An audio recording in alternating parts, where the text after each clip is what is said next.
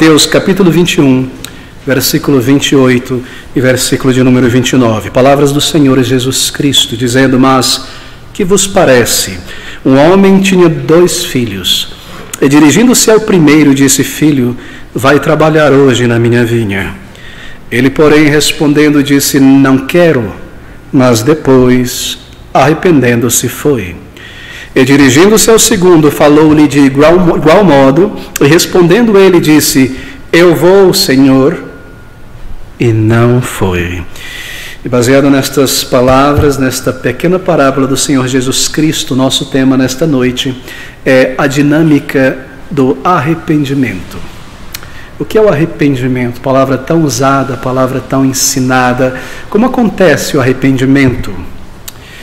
Bem, a Bíblia ensina que o arrependimento é aquela porta pela qual toda pessoa que deseja entrar no céu deve passar. Isso é arrependimento. E esta pequeníssima, esta curta parábola do Senhor Jesus Cristo é sobre isso. É sobre arrependimento. Bem, há várias outras parábolas no Novo Testamento sobre arrependimento.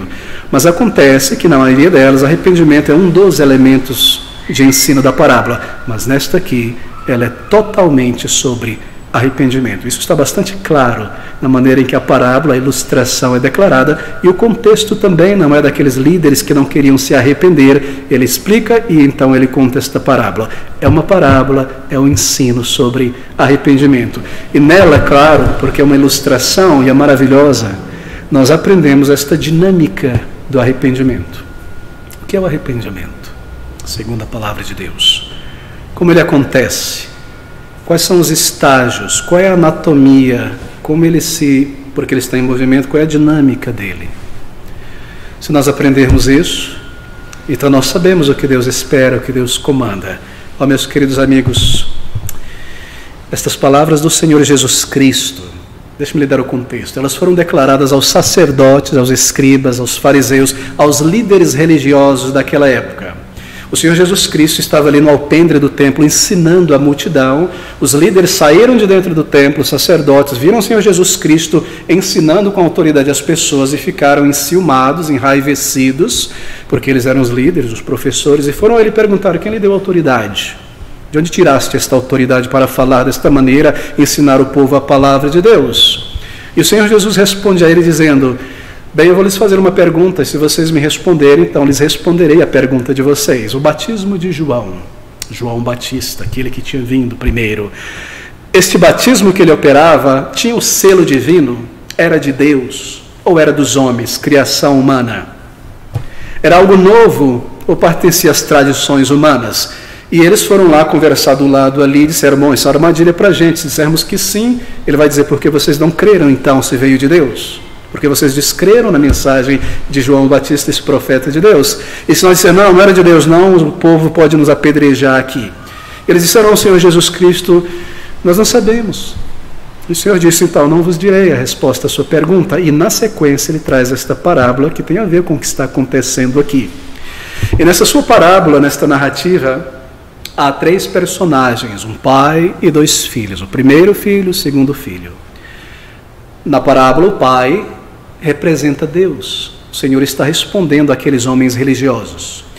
E os filhos representam todas as pessoas divididas em 2 grupos. Há no primeiro filho aquelas pessoas aquela parcela da humanidade que um dia disse a Deus: eu não quero te servir, eu não creio, eu não vou te obedecer, eu não desejo, eu vou me esconder de ti, eu vou viver a minha vida, não quero religião, não quero Bíblia, não quero conhecimento de Deus, não quero te adorar, não quero te buscar. Essa é uma parcela da humanidade representada neste primeiro filho. E o segundo filho representa primariamente aqueles religiosos e todo este grupo de seres humanos que nascem num contexto religioso ou que se juntam a uma igreja e dizem: Senhor, Senhor, eu vou te seguir, Senhor, eu vou ser um cristão, mas que nunca se arrependeram de seus pecados. O primeiro filho representa estas pessoas que tomaram as suas vidas em suas mãos para viver longe de Deus, mas um dia pararam, reconsideraram, se arrependeram e obedeceram ao Senhor. Ele, porém, respondendo, o primeiro filho disse: não quero, mas depois, arrependendo-se, foi. E este segundo filho É aquele que diz, eu creio em ti, eu sou religioso, eu faço tudo que a religião comanda, mas nunca se arrependeram. E dirigindo-se ao segundo, falou-lhe de igual modo, e respondendo ele disse, eu vou, Senhor, e não foi. O que é o comando de Deus aqui nesta parábola? O comando é arrependimento. O contexto diz isso. O batismo de João é de Deus ou dos homens? Qual era o batismo de João? De arrependimento. A pregação de João Batista sobre arrependimento era de Deus ou dos homens? De Deus. Mas eles não quiseram crer. Assim, obedecer a Deus aqui tem a ver com arrependimento. E a essência do que o Senhor Jesus está dizendo aqui àqueles líderes é o seguinte, vejam esses coletores de impostos, os traidores, os traíras da nação, tinham vendido a si mesmos aos romanos para exaurir a nação com aqueles impostos. Vejam esses coletores de impostos. Vejam as prostitutas, vejam os ladrões, vejam os bêbados, vejam os sodomitas. Todas estas pessoas aqui em Israel, elas nasceram num contexto religioso, elas foram circuncidadas, elas foram trazidas ao templo, elas cresceram na sinagoga, mas chegou um momento na vida delas que elas disseram não a Deus. Não quero Deus, não quero a religião, eu vou viver o meu pecado, eu vou viver longe de Deus. O Senhor Jesus está dizendo, você vê essas pessoas aqui. Então veio João Batista, e pregou para elas o arrependimento e para vocês, e pregou para elas o reino de Deus, e elas se arrependeram de seus pecados, e entraram, assim por dizer, dentro do reino de Deus, foram salvas. Mas vocês ouviram a mensagem, a pregação de João Batista, e não se arrependeram. Aquelas pessoas inicialmente disseram não a Deus, mas depois pensaram, consideraram, se arrependeram, foram salvas, entraram no reino de Deus. Estes são o primeiro filho, do versículo 29.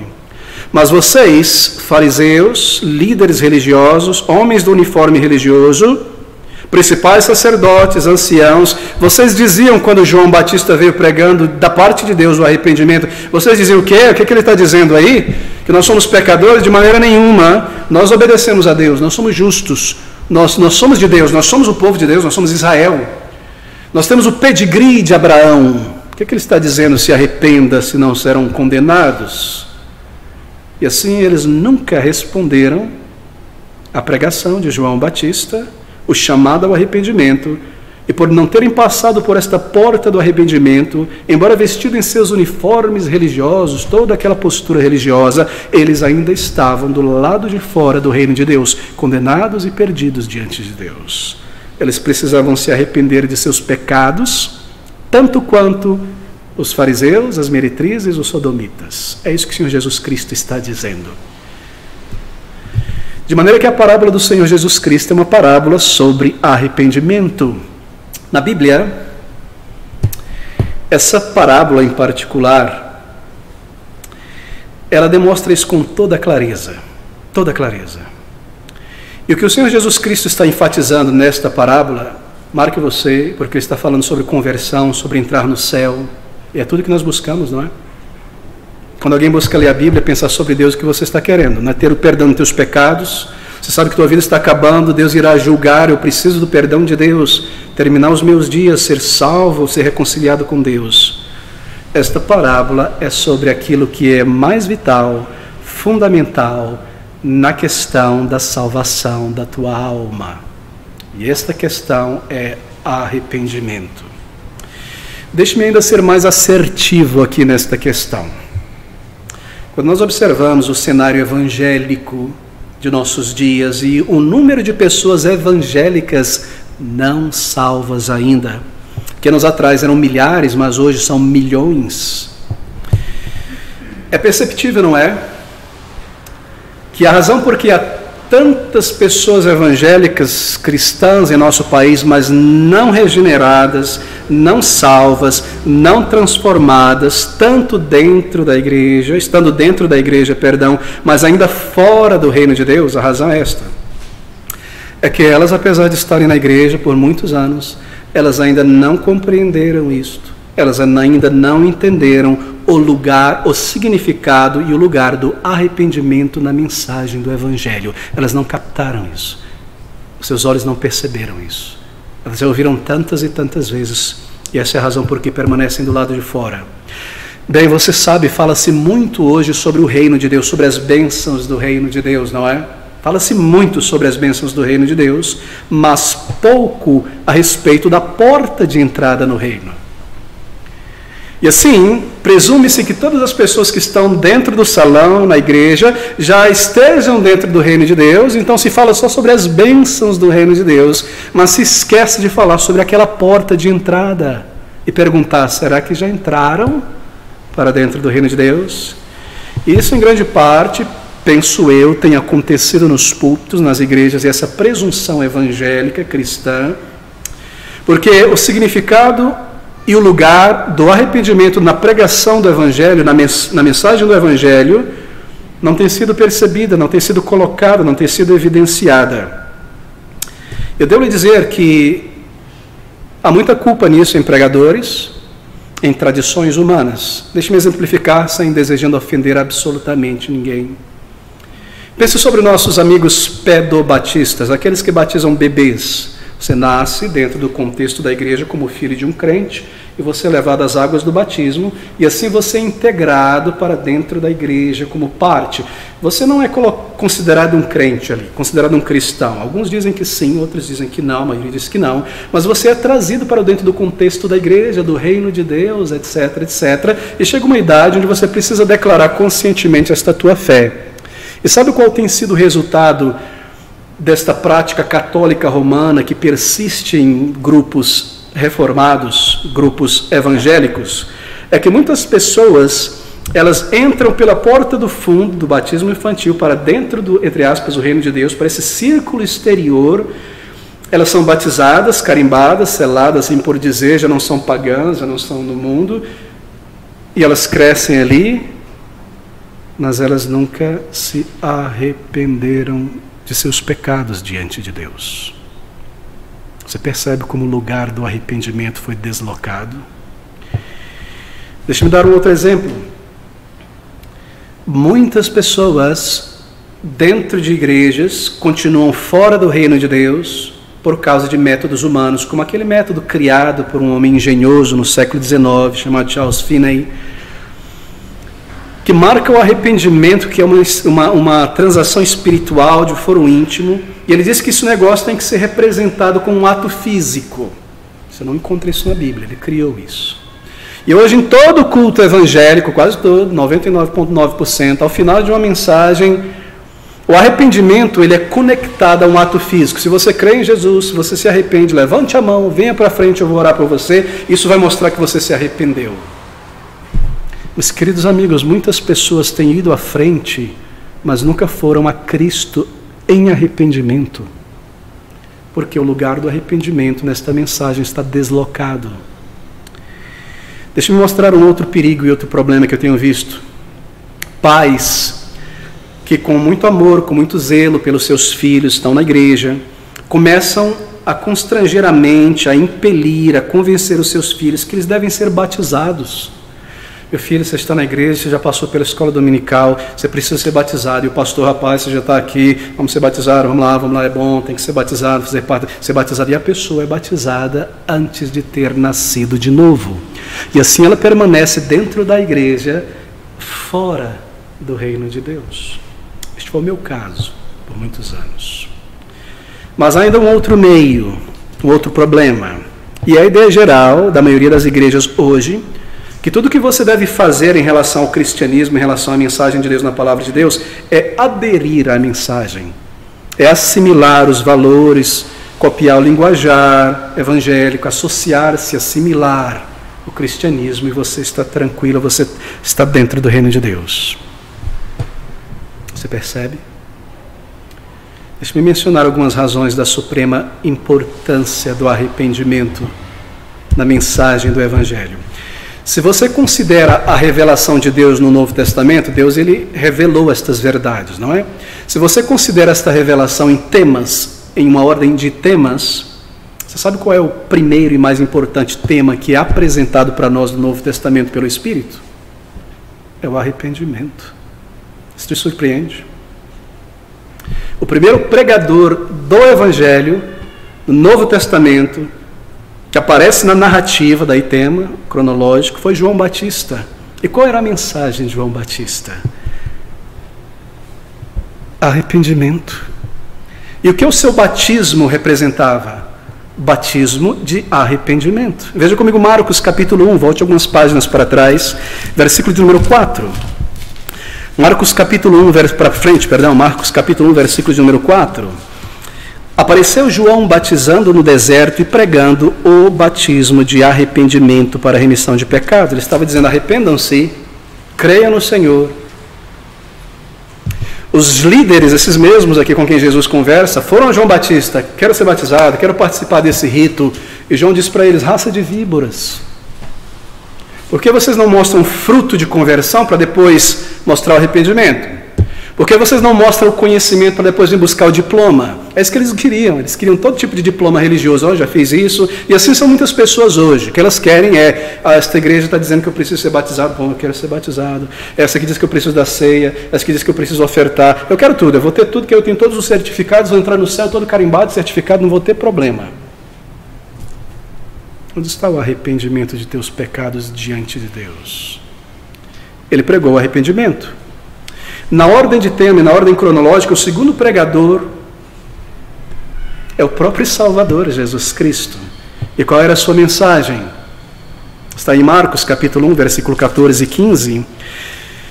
E depois que João Batista foi entregue à prisão, veio Jesus para a Galiléia pregando o evangelho do reino e dizendo: o tempo está cumprido e o reino de Deus está próximo, arrependei-vos e crede no evangelho. Não é interessante que as primeiras palavras pronunciadas por Jesus, quando ele começa pela primeira vez a pregar, foi: arrependei-vos? Você começa a perceber a gravidade, a importância do arrependimento na mensagem do Evangelho.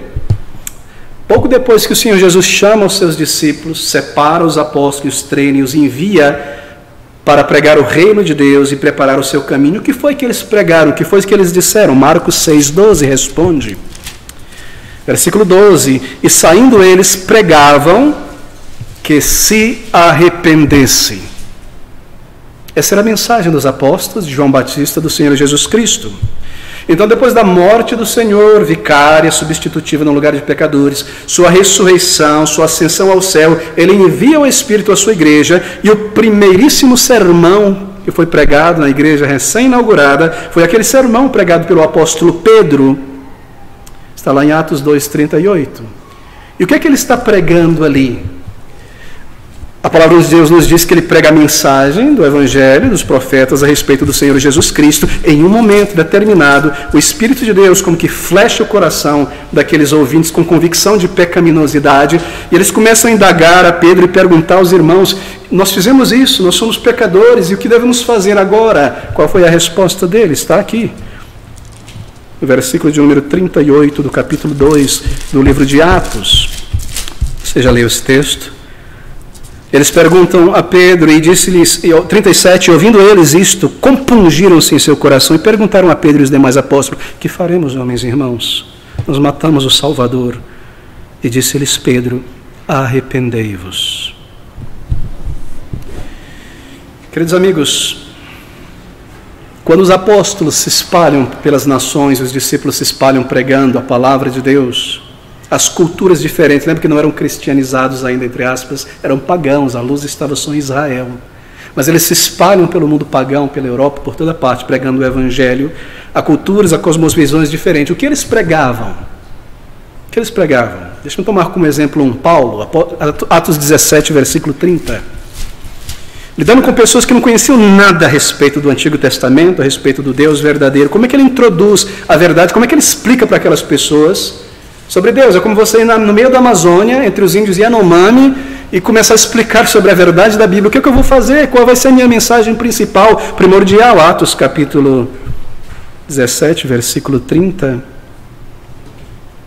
Mas Deus, isso é Paulo dizendo àqueles homens e mulheres de Atenas: mas Deus, não tendo em conta os tempos da tua e da vossa ignorância, não é, adorando pedra, ordena agora a todos os homens em todo lugar que se arrependam. Está crescendo na tua compreensão o lugar do arrependimento na mensagem do Evangelho? Assim, meus queridos amigos, Se como pregador eu não estou convencido do lugar supremo do arrependimento na mensagem do Evangelho, então o Evangelho que eu estou pregando não é bíblico, é outro Evangelho. Porque arrependimento é a porta através da qual aquele que deseja entrar no céu deve passar. E se eu não estou pregando isso com clareza, então eu não estou apontando para a porta e dizendo para vocês, a porta de entrada no céu é esta. Eu não entendo essa doutrina. Se eu não a entendo, eu não entendo o Evangelho, eu não estou pregando o Evangelho. E se arrependimento ainda não teve lugar em tua experiência religiosa cristã, você ainda está fora do reino de Deus. Você ainda não entrou. Você ainda não foi salvo. Porque arrependimento é aquela porta através da qual todo aquele que deseja entrar no céu deve passar. Qualquer que tenha sido o teu passado, qualquer que tenha sido nesta noite a tua experiência pessoal, religiosa, conforme você cresceu, a tua experiência com o cristianismo, se não houve profundo, real, sincero arrependimento de pecado, se em algum ponto nós não chegamos a este arrependimento, nós ainda estamos fora do reino de Deus. Ter sido criado no cristianismo, em uma igreja evangélica, não faz diferença. O fato de que o segundo filho disse ao pai, eu vou, Senhor, Senhor, não faz qualquer diferença, porque ele não se arrependeu. Se em algum ponto nós não chegamos a esse lugar de arrependimento, nós ainda estamos fora do reino de Deus. Porque arrependimento é a porta pela qual todo aquele que deseja entrar no céu deve passar. E se esse lugar de arrependimento eu não busquei, eu não passei por ele, então é a esse lugar que eu devo chegar, querido amigo. E esta parábola é uma parábola sobre arrependimento. Há várias parábolas na Bíblia sobre arrependimento. Lembra-se da parábola do filho pródigo? Era sobre arrependimento. Você lembra-se da parábola do fariseu e do publicano no templo, um orando, Senhor, te agradeço porque eu não sou como esse publicano, fariseu, eu dou o dízimo, eu faço isso. E o publicano dizendo, pobre de mim, miserável que sou, Senhor, tem compaixão de mim. Arrependimento. Assim, essa parábola é sobre o reino de Deus, o céu, salvação, sobre o arrependimento que conduz à vida eterna. Como nós sabemos disso, pastor? Veja o versículo 31, do nosso texto em Mateus, versículo de número 31, capítulo 21, e dirigindo-se ao 31, qual dos dois fez a vontade do Pai? E então, na sequência, eles disseram respondendo, o primeiro, disse-lhe Jesus, em verdade vos digo que os publicanos e as meretrizes entraram adiante de vós no reino de Deus. Por quê? Porque arrependimento é esta porta, eles passaram por esta porta. Esta parábola é sobre arrependimento.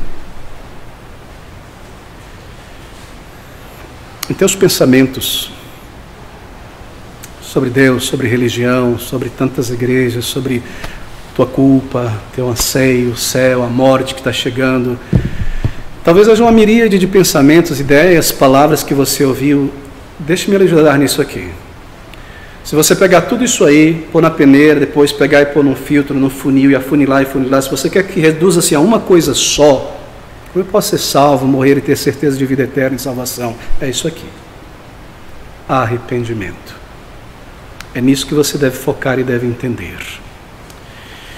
Assim, essa parábola, há um homem aqui, há um pai que tem 2 filhos e que é dono de uma vinha, ele é um fazendeiro, então ele tem uma vinha, e este homem, como eu mencionei, representa Deus, versículo 28, mas que vos parece, um homem tinha 2 filhos, e dirigindo-se ao primeiro, disse, filho, vai trabalhar hoje na minha vinha. Bem, esse homem, é claro, representa o Senhor Deus. Ele é o dono do céu, ele é o dono da igreja, Esta vinha é o seu reino, um lugar de alegria. Uva representa isso, não é? De vida. A igreja é representada como uma vinha. E assim como o proprietário diz a esses dois jovens: vem para o meu trabalho, vem para a minha vinha, você irá herdar uma herança. Deus chama cada um de nós, pelo seu evangelho, a vir a Ele, a salvação, ao reino de Deus. Entre para o meu reino, Ele está dizendo. Ele diz a homens e mulheres: entre para o meu reino, eu te chamo, venha como você está, venha para dentro, tem um lugar no céu, venha ser um filho de Deus, uma filha de Deus, venha ter os teus pecados perdoados e a bênção do céu. E assim na parábola, o Senhor ilustra o chamado de Deus para o arrependimento de pecado e salvação, como um chamado para entrar por esta porta de arrependimento. E aqui está o primeiro chamado, ele é feito ao primeiro jovem. Veja comigo então. Mas que vos parece, um homem tinha 2 filhos, e dirigindo-se ao primeiro disse: filho, vai trabalhar hoje na minha vinha.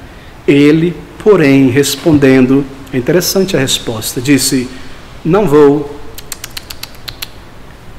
não quero.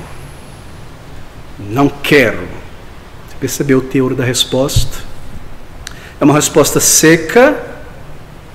Ele não tomou tempo para dizer: peraí, deixa eu pensar, pai, eu não sei se eu posso hoje. Não. Ele não argumentou, ele simplesmente disse: não quero. Foi seca, não é? Foi quase violenta a resposta dele. Mas por que ele não quer? Por que não? A vinha, você já esteve em uma vinha? É um lugar de beleza, não é? E será a herança dele, ele é o filho, ele será o dono de tudo aquilo. E ele não foi chamado para pegar um machado e cortar raiz de árvore no sol quente, não. Aos empregados, aos trabalhadores, àqueles jornaleiros, ele iria coordenar. Ele iria ter prazer no que estava trabalhando, será seu, e perceber o fruto que seria colhido e ter prazer em tudo aquilo. Não quero, não vou, não irei, não estou interessado. Assim é o reino de Deus. O reino de Deus é um reino de paz, de alegria, de felicidade, de andar com Deus, de aprendizado sobre Deus. O Evangelho chama para a vida eterna.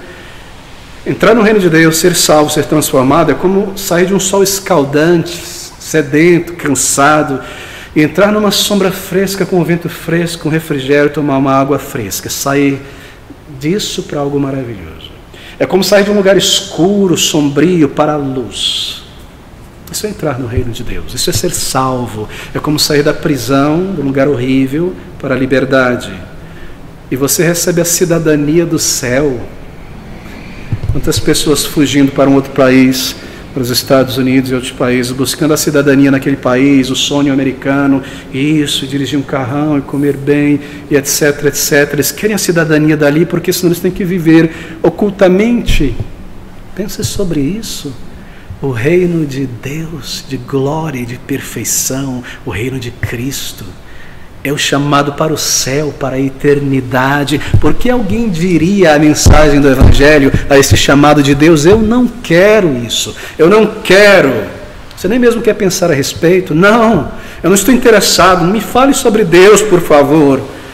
Não me fale sobre igreja, sobre conversão, sobre ser crente em Deus, sobre céu. Eu não quero ouvir o Evangelho, porque eu não quero ser transformado por Deus. Eu não quero mudar a minha vida, não, eu não quero. Somos assim, não é? Essa tem sido a nossa resposta. Bem, talvez nós não falamos escancaradamente assim com Deus, mas nós demonstramos isso. E com frequência não há em nós nenhuma consideração ao chamado de Deus, nenhuma ponderação sobre aquilo que eu estou rejeitando. Eu não paro para pensar o que eu estou rejeitando. E Deus chama cada pessoa. E o Evangelho é este chamado universal anunciado a todas as pessoas. Venha para o meu reino. Venha em arrependimento para o perdão, para a nova vida. Venha enquanto há tempo. Cada um de nós aqui nesta noite tem uma percepção inata, instintiva de que Deus existe, de que Ele é real. Esse é o primeiro chamado de Deus. E nós constantemente abafamos e sufocamos esta consciência em nós.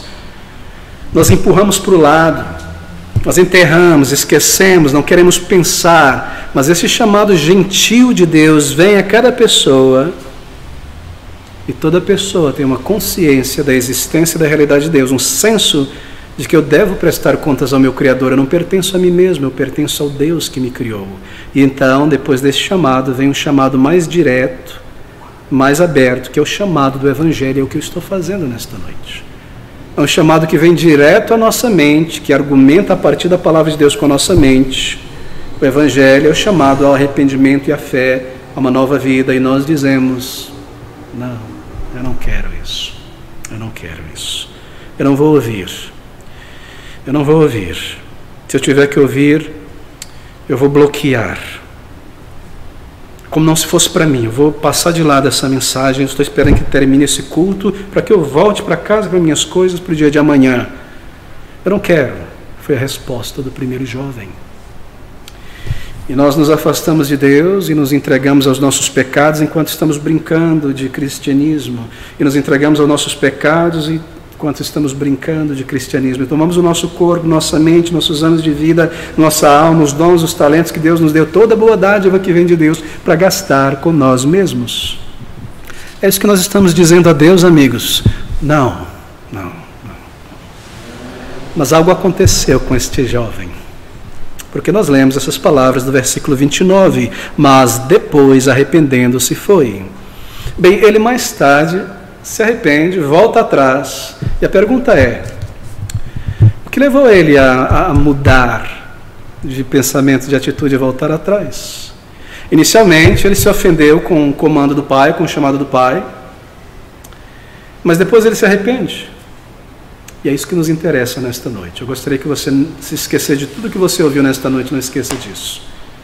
Atente para isso. Aqui está a dinâmica do arrependimento, porque a nossa pergunta inicial foi: o que é o arrependimento? Como ele acontece? E o que nós aprendemos aqui, em primeiro lugar, é que o verdadeiro arrependimento envolve uma mudança de pensamento e de atitude. Isto é um reconhecimento honesto dentro de nós mesmos de que nós estávamos errados no que fizemos.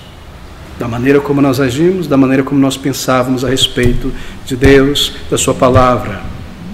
É um reconhecimento honesto que nós estávamos errados em nosso pensamento, em nossa atitude para com Deus. Isso é claramente ilustrado aqui neste versículo. Mas depois, arrependendo-se, foi. A primeira coisa clara aqui nesta pintura, nesta ilustração do Senhor Jesus Cristo, e óbvia, é que esse filho deve ter mudado de pensamento, de ideia, de sentimento a respeito do que ele fez, não é? De ter dito não ao pai, da sua atitude. Primeiro ele se sentiu ofendido, ficou melindrado, porque ele fica me dando ordem, porque ele fica dizendo que eu tenho que fazer isso e aquilo, e por isso, e faz mais aquilo. Então ele vai e responde: eu não quero, eu vou aos meus amigos, eu vou me reunir com os meus amigos. Mas depois ele se arrepende. E o primeiro passo, a dinâmica do arrependimento, e o primeiro passo em seu arrependimento é este: ele reconsiderou a questão. Ele considerou a questão outra vez. Ora, no caminho em direção aos seus amigos, ele se lembrou do seu desprezo ao pai, da sua rudez. Ele viu seu próprio orgulho, sua hipocrisia, rejeitou a voz do seu pai, sua consciência falou. Alguma coisa começou a remoer profundamente dentro dele, ele ficou ali remoendo, e esse negócio levou ele a parar e a pensar novamente sobre o que ele tinha feito. Esse é o primeiro estágio do arrependimento. Bem, ele poderia ter seguido em frente, ido para os seus amigos, poderia ter colocado o pensamento de lado, entrou: o que eu fiz? Vou encontrar meus amigos, e ser ocupado de outra coisa, o seu lazer, fazer qualquer coisa que fosse, não é? Não. Quando aquilo afetou a sua mente, ele se sentou e pensou mais uma vez sobre o que ele fez, e ele enfrentou a questão, ele ponderou honestamente sobre o que ele tinha feito. Assim, em vez de rejeitar a questão que estava remoendo na consciência, em vez de ignorar ou fazer o possível para esquecer, indo fazer outra coisa, lazer, trabalho, ele passou a ponderar, a pensar e a considerar a questão. E esse, querido amigo, é sempre o primeiro passo no arrependimento. É o início. O filho pródigo, quando ele se viu naquele país distante, comendo a pocilga, as bolotas dos porcos, nós lemos que ele fez o quê? Ele caiu em si, ele parou. Ele considerou a questão, o que eu estou fazendo aqui? Por que eu fiz isso com meu pai? Ele considerou novamente o que ele tinha feito. Ninguém começa a se arrepender de verdade enquanto não admite perdão honestamente que estava errado e para de justificar, e para de argumentar a respeito, e para de defender os seus pecados, e para de tentar justificar os seus pecados, e para de dizer que não há problema no que eu estou fazendo, não estou errado não, todo mundo faz isso aqui, porque tudo isso é uma forma de desobediência, uma forma de dizer a Deus, não quero. Admitir a si mesmo que eu estava errado, que eu pequei, que eu sou um pecador, é o primeiro passo do verdadeiro arrependimento. Sabe como aconteceu comigo? Tinha lido a Bíblia, textos tantas e tantas vezes, lá em 1 João. Lá em 1 João tem um versículo muito poderoso. Eu tinha lido esse versículo muitas vezes, entendi com a minha mente, não é? Capítulo 3, versículo 6 diz assim, um dia eu estava lendo esse versículo, acho que eu tinha uns 16, 17 anos. E está escrito aqui, ó, 1 João 3, 6, qualquer que permanece em Deus não pratica o pecado. Qualquer que permanece em pecado não viu nem conhece a Deus. Palavras, não é? Versículo 9. Qualquer que é nascido de Deus não permanece em pecado, porque a sua semente, a semente de Deus, permanece nele e não pode pecar porque é nascido de Deus. Eu fui virando a página, já tinha entendido. Eu precisei ser honesto e voltar. Eu tenho que ser honesto comigo, Abner. Você vive em pecados. Os pecados que você comete hoje aos 17 anos, você já cometia aos 12 e aos 9. Você tem vivido neles. Eles voltam à tua mente, ao teu coração e à tua prática. A tua vida é neles. Você vive em pecados. Você não é nascido de Deus. O primeiro passo no verdadeiro arrependimento é esta honestidade intelectual, essa honestidade de dizer a si mesmo, tomar as rédeas da consciência e dizer, eu sou um pecador diante de Deus, eu errei na maneira como eu vivi, nas coisas que eu fiz, ter passado em cima da consciência. Não há verdadeiro arrependimento que não comece aqui. E isso é ilustrado nessa parábola do Senhor Jesus Cristo. Ninguém começa a se arrepender enquanto não admite com honestidade que estava errado e para de justificar. Mas esse é somente o primeiro passo. Deixe-me lhe dar o segundo passo na dinâmica do arrependimento. Depois de admitir o seu erro, então aquele filho, ele vai e admite o seu erro ao pai. Você percebe isso? E a todo mundo, ele admite isso. E ele admitiu isso ao pai e ao mundo quando ele muda de atitude. Mas depois foi. Está claro aqui. Veja, em outras palavras, o segundo elemento do verdadeiro arrependimento é reconhecer nossa pecaminosidade, aquela que nós reconhecemos diante de nós mesmos, reconhecê-la agora diante de Deus. Isso aqui é vital. Se você erra aqui, é trágico. Arrependimento não é apenas aquele senso de remorso comigo mesmo, que eu fiz o que eu não devia ter feito e eu fico ali naquele lugar. Não. Arrependimento não é sentir-se mal pelo erro e permanecer, mas foi depois, arrependendo-se foi. Arrependimento verdadeiro inicia com esta atitude de reconhecimento de sua pecaminosidade, mas ela dá um passo agora em direção a Deus, trazendo o pecado diante de Deus, porque somente Deus perdoa pecado, eu mesmo não perdoo. Aceitar que eu estou doente é só o primeiro passo, eu preciso ir ao médico. Não quero pensar que eu estou doente, porque senão vai ter coisa feia vindo aí, eu não quero saber, então você vai morrer nessa doença. Mas é só o primeiro passo reconhecer que você está doente, você tem que ir ao médico. Assim, marque isso, entenda isso. Arrependimento bíblico ele é para com Deus, é arrependimento para com Deus. O Salmo 51, depois leia em casa com muita calma, ilustra isso. Davi, ele reconheceu, pequei, eu fiz o que era mal aos teus olhos, eu matei uma pessoa, eu traí, eu roubei. Ele estava profundamente culpado, mas ele não parou aí. Ele foi ao Senhor em oração no Salmo 51 e disse: Senhor, contra ti somente pequei, fiz o que é mal, lava-me, perdoa-me, purifica-me com ensopo e serei puro. Bem-aventurado, Salmo 32, aqueles cujas transgressões são perdoadas, disse eu, confessarei ao Senhor as minhas transgressões. O segundo passo vital do arrependimento é arrependimento para com Deus, é trazer a minha culpa, a minha convicção de pecado ao Senhor, porque ao Senhor pertence o perdão e a salvação. É contra Ele que eu pequei.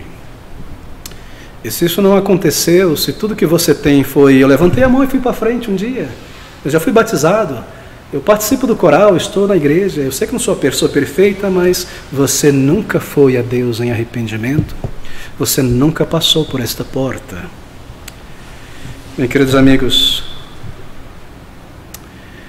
você está pronto para admitir diante de Deus e confessar a Ele, e se lançar inteiramente à misericórdia de Deus, sem reivindicação alguma? Veja, o filho, interessante a maneira como o Senhor Jesus pinta a parábola.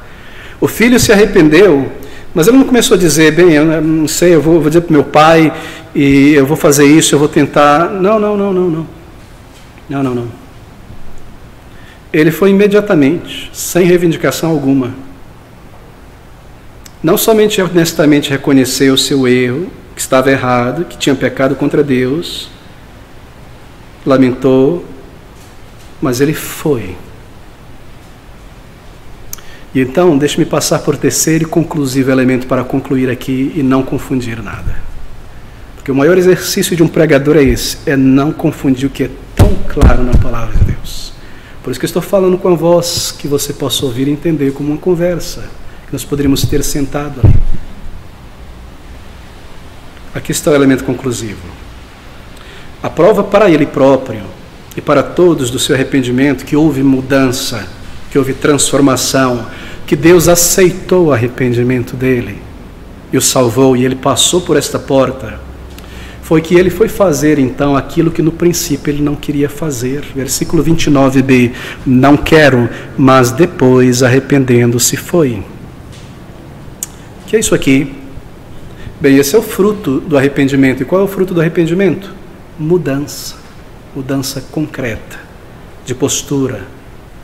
Ele não argumenta, ele simplesmente age, mas depois foi. Quando você é salvo, quando você se arrepende de fato diante de Deus, se entrega a Ele, confessa e clama, Ele envia o seu Espírito ao teu coração. E a primeira coisa que acontece em teu agir é uma compulsão muito grande a não pecar mais. Não que você vai conseguir fazer isso completamente, mas você deseja ser limpo. Você deseja lançar fora aqueles CDs, aquelas músicas imundas, aquelas roupas imundas, aquelas amizades imundas. Você quer ser limpo porque Deus é santo, eu quero ser santo. E é isso que está acontecendo com ele aqui. Não foi, poxa, eu errei, eu pequei, Senhor, me perdoa, e depois eu sigo pecando de novo. Senhor, eu fiz o que era errado. Não, querido, deixe-me lhe dizer isso. Se santificação para você é um esforço difícil, trabalhoso, é quase contra a tua natureza ter que fazer essas coisas de santificação, viver assim, é porque a tua natureza não mudou ainda. Não é um fruto do arrependimento. Eu preciso concluir. O fruto do arrependimento é uma nova vida. Aquele que é nascido de Deus, de 1 João 3, não vive mais na prática do pecado. Ele era amigo do pecado, na conversão agora ele se tornou inimigo do pecado. Eu lutava em favor do pecado, agora eu luto contra. Não é que o pecado deixou de existir, a tentação. Eu não tenho mais prazer, o gosto agora no final é amargo, antes era prazeroso, agora é amargo, e a consciência me culpa, eu pequei contra meu Deus. Arrependimento não é algo que acontece apenas uma vez, em um ponto na conversão. Arrependimento é algo que segue ao longo da vida. E toda vez que eu me sujo pecando contra Deus, o Espírito de Deus me leva ao arrependimento. Se confessarmos os nossos pecados a Deus, Ele é fiel e justo para nos perdoar. Isso é dito a crentes. Arrependimento é sinal vital. É o fruto do arrependimento. Arrependimento é o fruto do arrependimento. E assim o Senhor me preserva. Mas eu concluo aqui. Veja o versículo 32. Porque João veio a vós no caminho da justiça e não crestes, mas os publicanos e as meretrizes o creram. Vós, porém, vendo isto, a conversão deles, nem depois vos arrependestes para crer, nem depois passaram pela porta do arrependimento. Eles viram pessoas que foram convertidas. Olha, entenda isso aqui. Aqueles homens religiosos viram os piores, entre aspas, pecadores se converter, sair da imundícia, as prostitutas deixarem aquela vida imunda e serem transformadas, os bêbados, os viciados, os sodomitas serem lavados, coisa sobrenatural, vida dentre os mortos. Eles viram, eles entenderam, foi real. Por quê? Porque eles se arrependeram, mas eles próprios, tendo visto tudo isso, nem mesmo se arrependeram. É isso que o Senhor Jesus Cristo está dizendo aqui. Pessoas que toda a vida rejeitaram a Deus, pararam, consideraram, se arrependeram com a pregação de João Batista, mudaram, as vidas foram mudadas. Vocês viram tudo isso, disse Jesus, mas não tocou vocês, não moveu o coração de vocês, não afetou vocês. Vocês se apegaram à sua religiosidade, ao seu batismo, à sua criação cristã, o que quer que seja. Talvez haja assim alguém que você conhece. E Deus mudou a vida dessa pessoa. Eu tenho conhecido muitas pessoas. Eu tinha amigos na faculdade.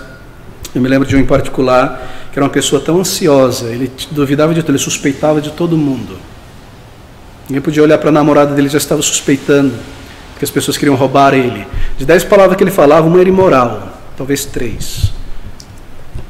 E quando Deus salvou aquele homem, aquele jovem, a vida dele foi tão mudada, tão mudada, tão mudada, tão transformada. E eu vi isso. E talvez você tenha visto mesmo alguém profundamente que rejeitava a palavra de Deus, que viveu no mundo, foi salva por Deus, mas isso não te impressionou.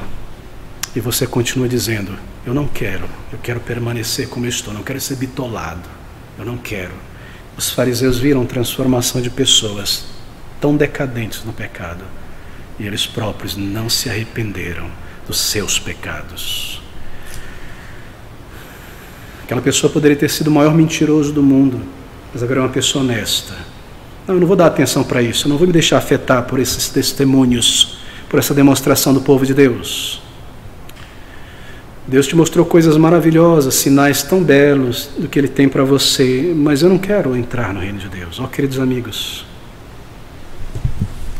Deus ainda é o mesmo, Ele ainda é o mesmo. Se você nesta noite encarar os teus pecados honestamente, confessá-los a Deus, se voltar a Deus, Ele irá te perdoar, Ele irá te receber. A parábola do filho pródigo termina com o filho voltando ao pai. Direi a meu pai, pai, pequei. Lembra da parábola? Todo sujo, imundo, da pocilga, do pecado. Pai, pequei contra o Senhor, sua oração. E ele começa a orar e derramar o seu coração diante do seu pai. O pai o vê distante, vai a ele e o abraça, mesmo imundo, isto é, para lavá-lo, e diz, traga a melhor capa, a melhor sandália, um anel de filho. Arrependimento começa com encarar, com parar e ponderar mais uma vez. Eu, ser honesto, eu sou um pecador diante de Deus, não interessa a maneira religiosa que eu tenho vivido, eu vivo em pecados. E então trazer isso diante de Deus em arrependimento. E o fruto disso é uma nova vida.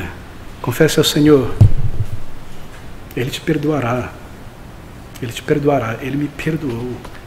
Eu estou aqui, você acha que eu nasci assim? Não, eu era o pior dos pecadores. Ele me perdoou, Ele me salvou. Queridos amigos, há uma palavrinha muito poderosa aqui neste versículo 29, eu termino com ela, observe. Ele, porém, respondendo, disse, não quero, está aqui ela. Mas, os mases da Bíblia, mas depois se arrependeu. Este mas, ele é muito belo. Ele aparece muitas e muitas vezes na mensagem do Evangelho. Ele é poderoso, ele é belo. Deixa-me lhe mostrar esse mas na conexão da morte para a vida, da salvação para a vida. É só um de muitos. Não perca este mas de vida. Ele está aqui, ó. Um exemplo, 1 Coríntios capítulo 6. Paulo diz assim: vocês não sabem que os injustos não entrarão no céu, no reino de Deus? Não errem nisso. Os fornicadores não entrarão, os idólatras, os adúlteros, os efeminados, os sodomitas, os ladrões, os avarentos, os bêbados, os maldizentes, praguejadores, nem os roubadores herdarão o reino de Deus. E é o que alguns de vocês têm sido, mas haveis sido lavados, haveis sido purificados. Há um divisor de água, esse é o nascer de novo, este mas é o mas do arrependimento, mas vocês se arrependeram, vocês encararam a tua pecaminosidade, confessaram a Deus e foram lavados, transformados, perdoados. É o que alguns têm sido, todos nós estamos nesta lista, porque ela não acaba aqui, ela continua em outros capítulos. Mas haveis sido lavados, mas haveis sido santificados, mas haveis sido justificados, mas haveis sido perdoados, justificados em nome do Senhor Jesus e pelo Espírito do nosso Deus. Que a tua vida tenha este mas, que ela não seja concluída no pecado.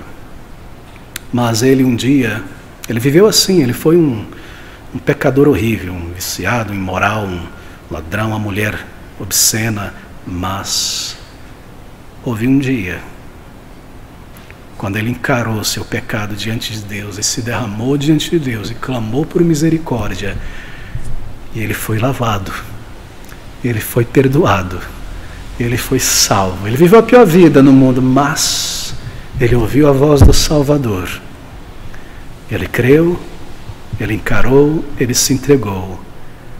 E você pode vê-lo agora passando pelos portais da eternidade, porque um dia ele passou pelo portal do arrependimento, entrando naquele lugar de vida e glória, quando a luz deste mundo se apagar e a tua alma subir à presença do Senhor. Salvo, salvo, salvo. E esta salvação, ela começa aqui.